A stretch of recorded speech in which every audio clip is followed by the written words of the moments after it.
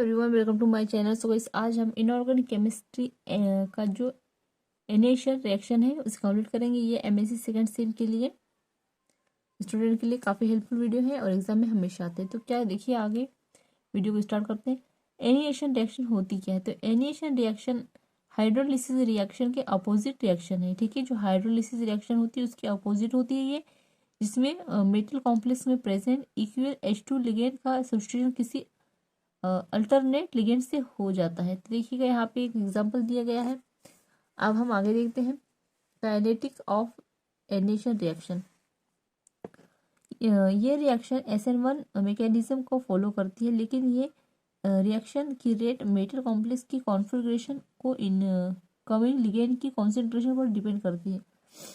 तो यहाँ पर देखिएगा, यहाँ पे K2 और K1 एक रिएक्शन हो रही है। ठीक है, तो इसकी जो रेट होगी वो होगी, देखिए CONH3 3+, और लास्ट में आएगा X। तो और इसकी जो K3 की रिएक्शन देखेंगे, यहाँ पे CONH3 3+ X-। तो ये समीकरण नंबर है X1 दे देंगे, और IM के बनने की नेट रेट देखेंगे आगे।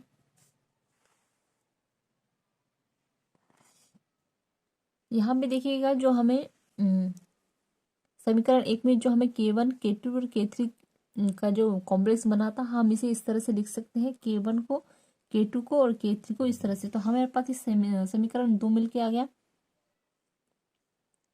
फिर यहाँ पे देखेंगे, हमने यहाँ पे जैसे कि इसे उतार दिया। ठीक है, और इसे भी इस तरह से और इसे भी।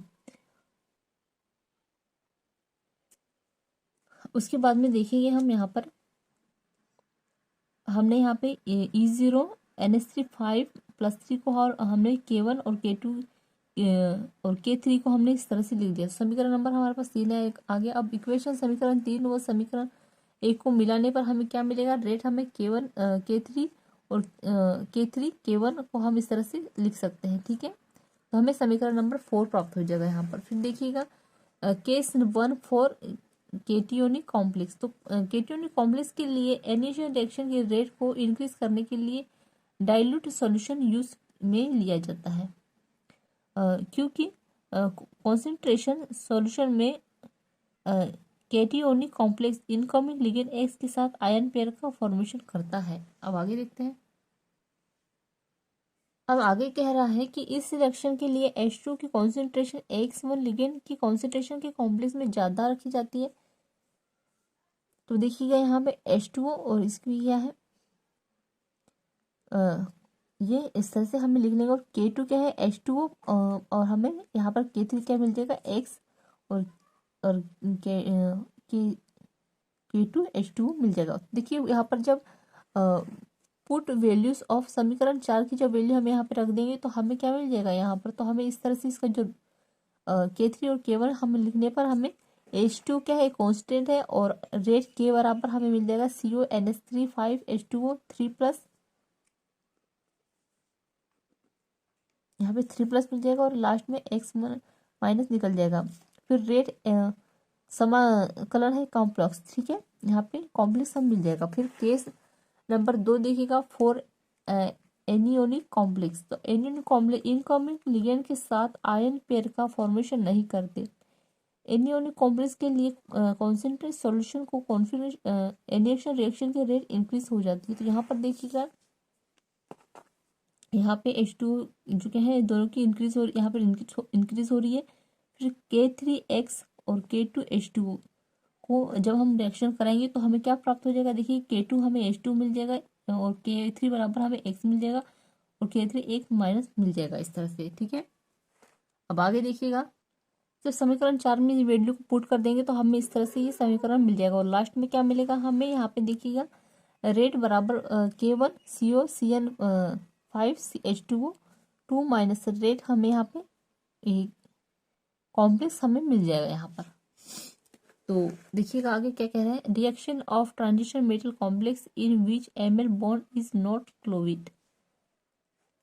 तो ऐसी लिगेंड सब्स्टिट्यूशन रिएक्शन जिसमें मेटल लिगेंड बॉन्ड के क्लेवेज के बिना भी लिगेंड सब्स्टिट्यूशन रिएक्शन कंप्लीट हो जाती है, यानी इसके सब्स्टिट्यूशन रिएक्शन की जरूरत नहीं पड़ती। ठीक है ना, और फॉर एग्जाम्पल CO के एक्वा एमाइन कॉम्प्लेक्स का कार्बोनेटा अमाइन कॉम्प्लेक्स के सिंथेसिस एमिन बॉन्ड के क्लेविस 4 कॉम्प्लेक्स होता है। हमें यहाँ पर देखिएगा CONH3 CO3 plus plus 2H3O plus, और हमें यहाँ पर रिएक्शन हमें इस तरह से मिल जाएगी।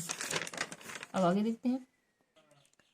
इस रिएक्शन में लेबल्ड ऑक्सीजन मेटल कॉम्प्लेक्स तथा CO2 नहीं पाया जाता, जो एक्सीडेट करता है कि इस रिएक्शन में CO और O बॉन्ड का C क्लेवेज न होकर CO बॉन्ड का क्लेवेज C क्लेवेज होता है। तो इसका मैकेनिज्म हमें इस तरह से प्राप्त होगा। देखिएगा CONH3 है और ये OC है और इसमें ट्रिपल बॉन्ड O के साथ जुड़े हुए हैं। ठीक है, फिर देखिएगा H3O लिखा हुआ है यहाँ पर। तो जब O की रिएक्शन हमें हाइड्रोजन के साथ करेंगे तो यहाँ पर देखिएगा हमें ये इस तरह से रिएक्शन प्राप्त हो जाएगी। तो यहाँ पे जो है हमारा टॉपिक एंड होता है। सो आई होप आपको ये नोट्स जरूर पसंद आए हो। सो प्लीज़ चैनल को लाइक सब्सक्राइब कर दीजिएगा, बेल आइकन प्रेस कर दीजिएगा और कमेंट में जरूर बताइएगा आपको ये नोट्स कैसे लगे।